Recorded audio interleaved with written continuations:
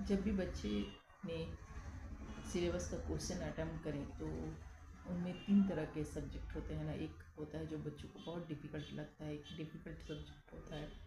और एक ईज़ी जो उन्हें नॉर्मली पसंद होता है। तो हमें जब भी प्रिपरेशन करना चाहिए तो हमेशा कोशिश ये करनी चाहिए कि हमें तीनों ही चीज़ें अटेम्प्ट करनी चाहिए। यानी पर डे अगर हम पढ़ाई कर रहे हैं तो जैसे साइंस ग्रुप बहुत सारे लोगों को टफ लगता है, जिसमें मैथ्स है, या कुछ लोगों को लैंग्वेज ग्रुप बहुत टफ लगता है, कुछ बच्चों को एसएसटी बहुत टफ लगता है। तो जो भी उनके लिए टफेस्ट हो, तो पर डे जब भी वो पढ़ाई करें तो उनके लिए जो टफेस्ट है, यानी जो बहुत ज़्यादा डिफ़िकल्ट है, उसका पर डे अगर सेल्फ स्टडी करें तो 1 क्वेश्चन करें। तो जो उससे कम डिफ़िकल्ट है उसका वो 2 क्वेश्चन अटेम्प्ट करें, और जो उन्हें ईजी लगता है उसके 3 या 4 क्वेश्चन पर डे अटेम्प्ट करें। इससे करने से ऐसा क्या होगा, इससे क्या होगा कि बच्चों को हेवी बर्डन फील नहीं होगा, और उनका जो डिफ़िकल्ट सब्जेक्ट है वो भी कंप्लीट होता रहेगा, जो कम उससे थोड़ा कम डिफ़िकल्ट है वो भी, और उनका जो फेवरेट सब्जेक्ट है वो भी कंप्लीट होता रहेगा। यानी इनका तीनों जो ग्रुप है, जो साइंस ग्रुप है, एसएसटी ग्रुप है और लैंग्वेज ग्रुप, तीनों ही ग्रुप कवर अप होते रहेंगे, और उनका जो स्टडी का जो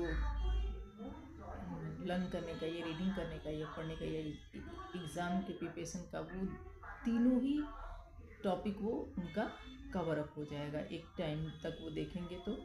और अगर मान लीजिए जो फेवरेट है सिर्फ उसी को पढ़ेंगे तो वो जो और जो टॉपिक रह गए, यानी जो सब्जेक्ट रह गए या जो ग्रुप रह गए, वो ऐसे ही क्या होंगे, वो बहुत ज़्यादा एक ही बार सिलेबस बहुत ज़्यादा आपका रह जाएगा, तो आपको पूरा करने में बहुत टाइम लगेगा। इसीलिए हमेशा ये चीज़ बच्चों को समझाएं कि जो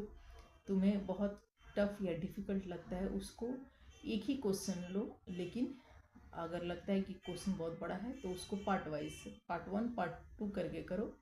लेकिन आप उस चीज़ को ज़रूर पकड़ो। और साथ ही साथ जो आपको उससे थोड़ा कम डिफ़िकल्ट लगता है उसके 2 क्वेश्चंस रखो,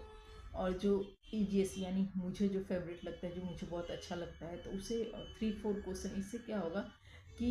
ये जो इजी वाले हैं वो निकलते रहेंगे, वो कम हो जाएंगे, वो सिर्फ रिवीजन के लिए रह जाएगा, और जो थोड़े कम डिफ़िकल्ट हैं उसमें